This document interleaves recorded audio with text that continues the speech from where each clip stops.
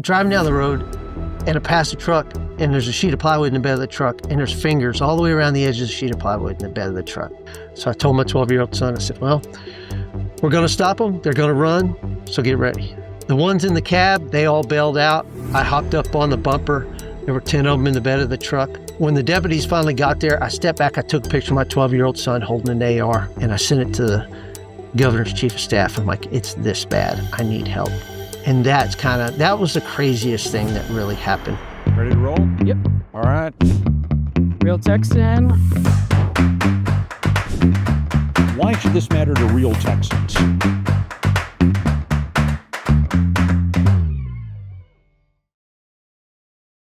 Today we're chatting with Roy Boyd. He's a father, a husband, a rancher, and a 7th-generation Texan. And for the past few years, he's been at the forefront of the border crisis as the sheriff of Goliad County. Thank you for joining us today, Roy. Thank you for having me. So 7th-generation Texan, can you tell me a little bit about how your family came to Texas and your roots? Yeah, so my fourth great grandfather was Gideon Lincecum. He's buried in Austin at the state cemetery. He came to Texas, crossed the Sabine, I believe it was February 9th, 1835. So he came in looking for a place to settle with his wife and 10 kids. He was 40 years old at the time, but we already had family here in Texas. So we already had some relatives that had moved here. So he came in, found a place, ended up settling where Lake Somerville now is, up in that area. And the family on my mom's side has been here ever since. So, you go back in history, my sixth great grandfather died in the American Revolution as a captain of partisan rangers fighting the British and the Seminole Indians. And then Gideon was here when the Texas Revolution broke out. And then we've pretty much been here ever since. So my family lost 5 family members at La Bahia in Goliad and 1 family member at the Alamo. Oh. So what does it mean to you to be a Texan? I think it's something that's kind of a state of mind. As Texans, we have that rugged individualism. We have that desire to stand up against things that are wrong, to stand up for what's right, protect the rights of the people that we feel responsible for, and make sure that things are done in accordance with the ways that our founding fathers wanted them done, whether that be the founding fathers of America or Texas itself, trying to make sure that justice is served and it's done in a proper manner. So do you think that drive for justice is what led you into law enforcement? The funny thing is, even though my great-great-grandfather was a Texas Ranger, growing up, I didn't know any of my family history. Nobody ever sat us down and talked about it. Even though there were books published about it, I didn't see any of those books till after I was in my 30s. And so the funny thing about how I got in law enforcement was we lived in the country. And back in the 80s and early 90s, it wasn't as common as it is today to hear gunshots. And so I go outside one day, I hear somebody shooting. Our nearest neighbor, he was about a mile away. I go over to his house and he's down at the pond. He's shooting a silhouette. And I asked him, his name was Preston. I said, what are you doing? He said, I'm going to the police academy. I'm practicing. And I'd never thought about law enforcement before. Well, he became a cop. I started going and riding with him down in Port Lavaca. And I thought, this looks like fun. I had no idea what I was going to do when I got out of high school. So I thought, that looks pretty fun. So I got out of high school, went to work in the oil field. When I was old enough to go to the academy, I sold my 1968 Dodge Corvette and paid my way to the police academy and had enough money to cover my expenses on the way through, and went and started in April of 1993, graduated in January 94. I started the Victoria Police Department. So do you still miss that car? Yes and no. So it was a fun car to drive. It would go, but I wouldn't trade the car for the experience I've had. And you've done a lot in law enforcement for the past 30 years then. I heard you spent a little bit of time on SWAT. What was that like? It was a lot of fun. I was assigned in narcotics at the Victoria Police Department. And one day they asked me to go help SWAT with some stuff. And so I went out and helped them. Next thing you know, I'm playing a bad guy in role playing. And a few months later, they asked me to be on the team. So I started off as an entry team member. It was a lot of fun, breaking in doors, going into drug houses, throwing flashbangs, putting bad guys in jail. it was great. I love the adrenaline rush. I love going to do that, the excitement. I did that for a while, was asked to be a sniper, SWAT sniper, so they sent me to FBI sniper school. I really enjoyed that. Coming from the country, I was more used to shooting a rifle anyway. So I went to sniper school, became the sniper team leader, then became the tactical commander of the SWAT team, and did that for quite a while. I really liked it. I liked the camaraderie we had between the people on the team. We all had a similar mindset. We were young. We were in our 20s and 30s, and we were all hard charging and, having a good time. And I really enjoyed that. Kind of like narcotics. I really enjoyed narcotics. There's not much like running around the middle of the night buying dope as an undercover cop. I'm sure you have quite a few stories to tell your kids these days. I don't talk about work with my kids. My youngest daughter told me the other day, she says, "We have no idea what you do. You never talk about any of it." And of course, she's upset because she's the only one of my kids that's never been on a bailout with me. So, but no, when I get home, I put all that aside. Like I said earlier, there's nothing in my house that says I'm in law enforcement. I'm already retired twice. You'd have to go look in the back of my closet to find anything that shows that I work in law enforcement. Because when I get home, that's a whole different world for me. So it's all about my wife and my children when I get home. That's amazing. But so you've retired twice now. What brought you to being sheriff of Goliad then? Divine intervention, I guess you could say. My initial goals were to retire from the Victoria Police Department at age 55 and then go do something else like bass fish or something. But now U.S. Marshal T. Michael O'Connor was the sheriff in Victoria County, and he kept telling me, "Nah, you're going to be the sheriff one day. You're going to be the sheriff." And I'm a city cop at the time. I'm like, "You're out of your mind." Told my wife, "He's crazy." But over time, things fell into place. I left the city police department, became chief deputy for T. Michael, and then and it just kind of fell into place for me to run for sheriff. It was never a plan of mine, but I'm from Goliad. I looked at it. There was a lot of drugs. There were a lot of problems. The county government was run horribly inefficiently. And with the experience that I had running large budgets and handling law enforcement in more of an asymmetrical manner than most law enforcement likes to do, I thought, we could clean up that town. We could clean up the county. We could safeguard it. It's always been a really safe, really rural place where people can go and quietly and comfortably make a living and raise their families. And I thought, we're going to ensure that that's how it is in the future. We're going to clean the drugs up, and we're going to make this town what it once was. And we've been able to do that to quite some extent. So it's been very satisfying. I enjoy it, and we have 4 kids, raised them there. I want people to be able to live a peaceful life the way that you once were able to do in rural Texas. So you came in, what year did you come in as sheriff? January 2021, just in time for Biden to take office. Just in time. So that changed a lot, right, for Goliad? I got my emergency lights put on my new truck, and the next day I got in a pursuit and a bailout, and I was 14 or 16 people in a Camaro. And so on my second traffic stop as being the sheriff, and from there, it was pretty much pursuits and bailouts every week for the next year. So when this started happening, what was your plan? You work asymmetrically, so what was the kind of immediate reaction to the chaos? Just trying to pattern it and seeing if there was a pattern we could put behind it, and then see how we could get ahead. In the military and in law enforcement, there's some kind of OODA loop, the observe, orient, decide, and act, which came from Lieutenant Colonel Boyd out of the U.S. Air Force. And so you kind of take that principle, you look at your adversary, you get to know what they're doing, you understand how they're reacting to what you're doing, and then you try to do something that resets their OODA loop. Because every day, people don't realize it, but your OODA loop is constantly going. And so usually as law enforcement, the criminals set our OODA loop, reset us. They're doing things ahead of us. So my goal immediately was to try to get ahead of them and come up with asymmetrical ways that we could combat what they were doing. And so what we did was we started making all the stops. We started putting everything together. We started devising plans uh, and trying to come up with a way to combat this. And unfortunately, as most rural law enforcement, we didn't have a lot of resources. My sheriff's office had 1 to 2 deputies on the street at a time. So I finally basically pestered the governor enough and got into a meeting with the governor's office and met with the governor on a Saturday up in Austin, and was able to get him to provide us with the OLS funding.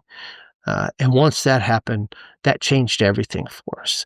The governor gave me enough money to hire 5 people to do nothing but combat transnational criminal activity. And instead of taking that money and pretending like Goliad's its own island, I got together with other law enforcement. We formed our OLS task force, the Operation Lone Star Task Force. And so we kind of joined efforts, joined our intelligence, joined our resources, and we started targeting those smuggling organizations working for the cartels. And it's made a world of difference in the quality of life for the people of South Texas. That's amazing. So what first got you? You were one of the driving forces behind Operation Lone Star, at least on the county level. What first brought you into it? I heard it was Kinney County. Well, yeah, what happened was, you're absolutely right. And you smile because that Brent Smith, you know how he is. What actually happened was when it came to looking at this from a state perspective, my wife was running some Facebook group, and I don't have social media. So it's like, I don't know, Concerned Citizens for Border Security or something like that. Somehow she inherited the administration on that thing. And so one day she texts myself and my county judge, who's also a former Harris County narcotics officer. And the judge calls me, and he's all gruff. He's a descendant of a San Jacinto soldier himself. And he calls me, and in his gruff way, he's like, "Roy." I'm like, "What?" He's like, "Did you read that thing your wife sent us?" I said, "I haven't had time. Some of us work for a living." I gave him a hard time. He says, "Read it. It'll change your life. That guy knows what he's talking about." So I read it. I called the judge back and said, "Hey, man, we need to meet these people." So the judge called the next day. We were in Bracketville meeting with Brent Smith. Brent is the architect of the emergency declarations in the state of Texas. He had a fantastic idea on, we need to do this. This is how we make this happen. But they didn't know how to get it across. And my only contribution to all that was, I said, we need to do it on April 21st. We got to do it on San Jacinto Day. And so, which happens to be my youngest son's birthday as well. But I'm like, we've got to do it on that day. So that was my contribution. The rest of it was really Brent's brainchild. He's the one who came up with it. And for all the grief that I give him, because we've become very dear friends since then, he is the guy who set the state of Texas on the path to combating the cartel and combating the open borders that we faced at the time. Well, I know he gives you a lot more credit than just picking the day that it all started. I just picked the day. That's all I did. Absolutely. So what was maybe one of the craziest things to come out of Operation Lone Star? I don't know about crazy. I think the craziest thing that really kind of kicked it off as far as getting us an audience with the governor was, one day I'm leaving church, and we had a guy who was doing some leather work. He just got out of prison. So all the deputies, we're giving him business. He's trying to go straight, and he's got a skill. So I'm going to go pick up a holster after church. My 12-year-old son says, "Dad, can I ride with you?" I said, "Sure, hop in the truck." So we're going down the road and driving down the road, and I pass a truck, and there's a sheet of plywood in the bed of the truck, and there's fingers all the way around the edge of the sheet of plywood in the bed of the truck. Call that a clue. Even I could spot that one.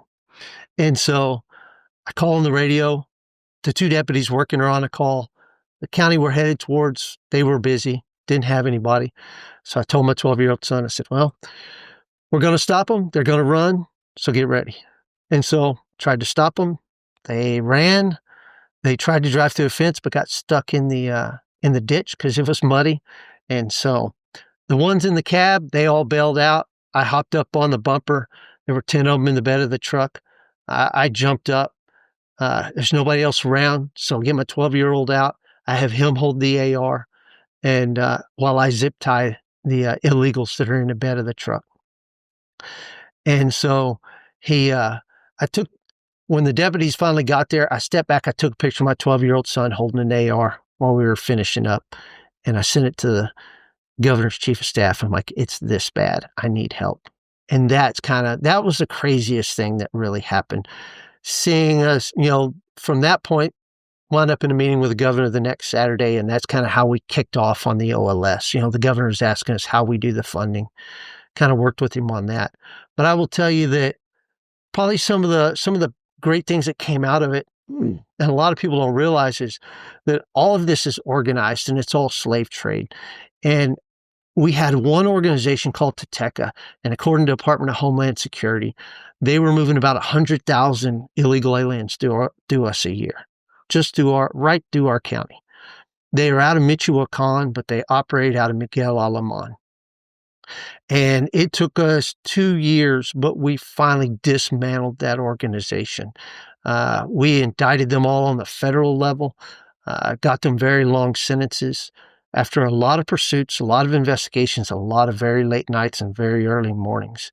And dismantling that organization was a huge win for all of us in that corridor in South Texas, because they had stash sites set up all up and down the roads, the back roads between, the valley and Houston. And so I think that was a huge one. As a matter of fact, one of the primary drivers had sexually assaulted one of his female scout drivers and made 19 of the illegal aliens watch him do that after he poked him in the head with his Glock.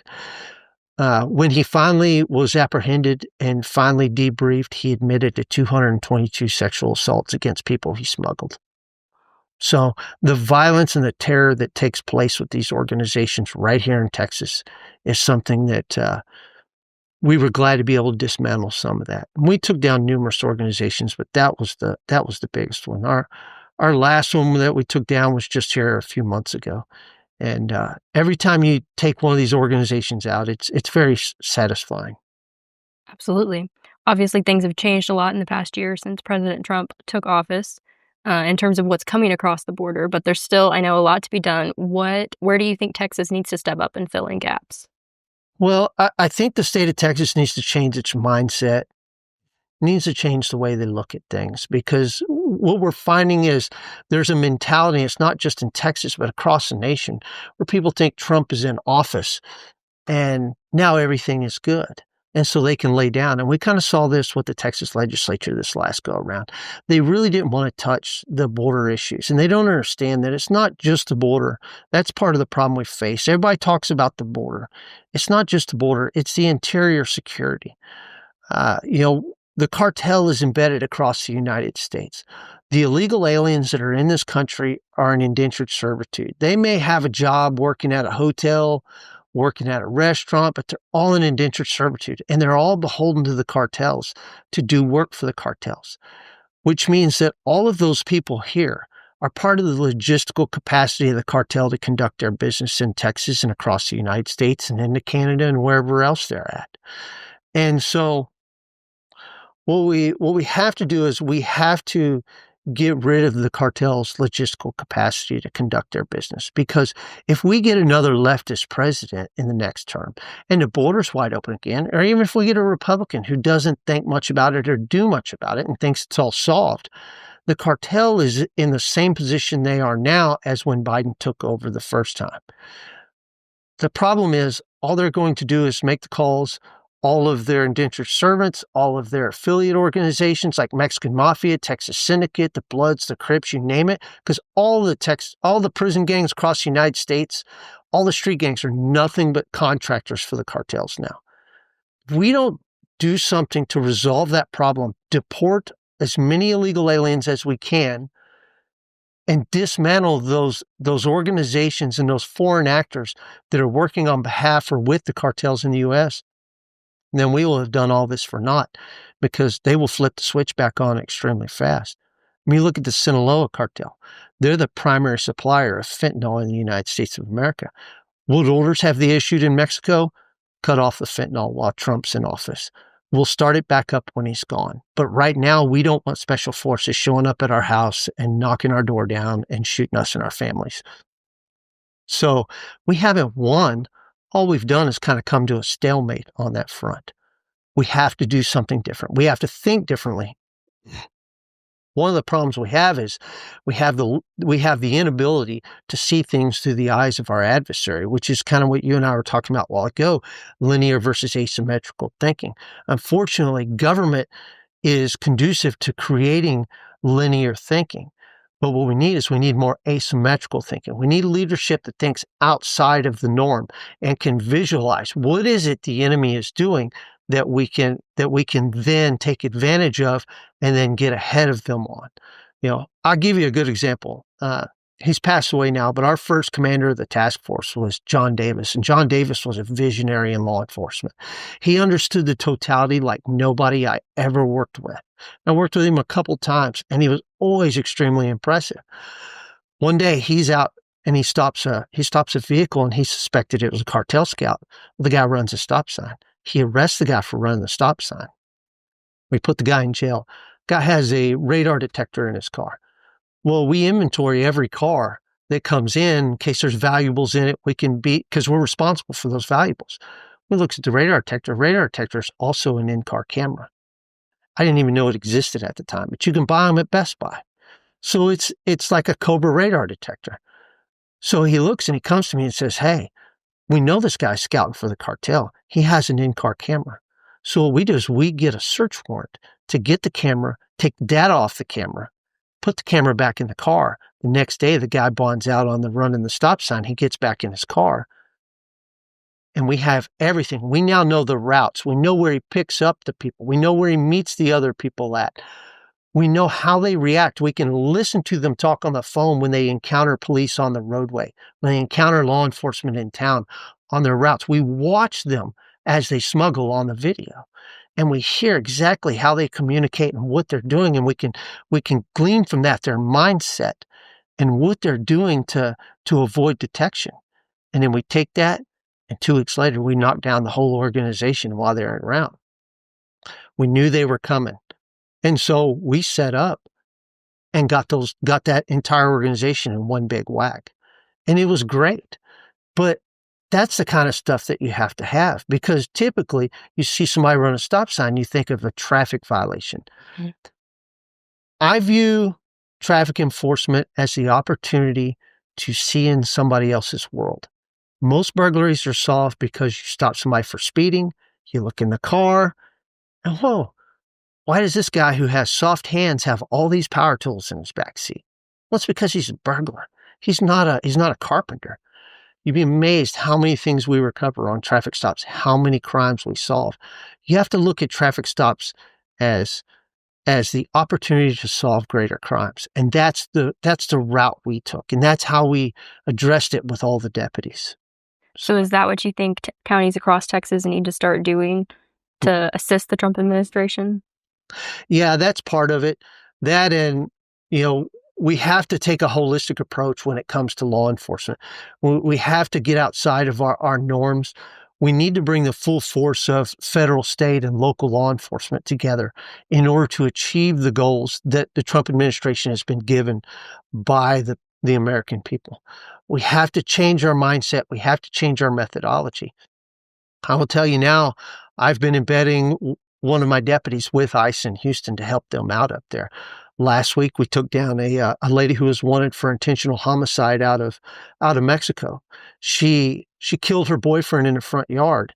She fled to Texas. She was apprehended while Biden was in office. And even though she had an Interpol warrant for intentional homicide, Biden administration ordered her to be cut loose and left in Texas. So we went back out last week and we found her with ICE up in Colony Ridge, and we took her into custody. And now she's gone back to Mexico to face charges. And so, we have to do things differently. We have to help each other. As long as it doesn't violate the Constitution, it doesn't violate the laws that are in existence, we need to be willing to do it in order to make the mission take place and be successful. You've been going through all this for the past few years. What keeps you hopeful that things will get better, that things will, or that you're doing what you can? It's not that I'm hopeful, because, my hope relies in Jesus Christ. It doesn't rely in things here on earth. I have no faith that man will do the right thing because it's just not in the nature of mankind. But it boils down to this. We're all put on this earth for a purpose. We may or may not know what our purpose is, but when we find that thing that we're good at or that we're passionate about, as long as it's a good thing, then we need to go at it wholeheartedly, because one of these days I'm not going to be sitting here. One of these days I'm going to be in the ground. But as my oldest daughter used to say when she was little, we're all going to find ourselves standing before the pearly gates. And I don't want to be there and be the one who has no answer when the Lord asks, "What did you do with the time I gave you?" That's really what it is. I'm just driven that way. My wife says I'm never satisfied. And to some extent, she's right, because I always think we can do better. And that's what we strive for. You do better because God didn't put me here to do nothing. And it frustrates me to see how many people get into law enforcement and then finally get into a position of rank, and they think their job is to drink coffee and read a magazine or put their feet on the desk. That's not what we're here for. We're here to do a job, and the only way that the men and women that work for us are going to get out and do it is if we lead from the front. I go out and I make arrests, I make traffic stops. I'm out on the side of the road with my men and women, and you have to lead from the field. You can't do it from behind a desk, and I think that we need more men of action and fewer political animals is what we need. What would be your advice for young people coming up, looking at everything going on and knowing they're going to inherit everything? Everybody has a burden to bear. In the Bible it says, in this life there will be much tribulation. The thing to realize is that everything here is temporary, and to do the best that they can. There have been much worse times in this world, and we're still fortunate. We still live in the greatest country and in the greatest state. And so we need to count our blessings every day when we get up and we walk outside and we're free. And we have the ability to do things that we can do, because most of the world doesn't possess those same cherished things that we do. And so I think each generation needs to understand that we're one generation away from being in a socialist communist dictatorship. We need to make sure that we do the things we can do to safeguard the future generations, to prevent them from falling into that same pattern that Russia has. Because you look at the mindset of the people over there, they don't value freedom anymore, because after a few generations, you don't quite grasp the concept. We can never allow that to happen in the United States of America, and we can never allow it to happen in Texas. So we have to stick close to our original values. We have to stick close to our Christian roots, and they need to protect those. They need to cherish those, and they need to be willing to stand up and fight for them whenever need be. Guess the good thing about being a sheriff is there's an old saying, I'm KMA. From here, I could work at Tractor Supply when I retire a third time, I guess. I have no ambitions for anything political or anything, so I don't care. I can just speak the truth. It doesn't matter to me. I'm just going to call it how it is.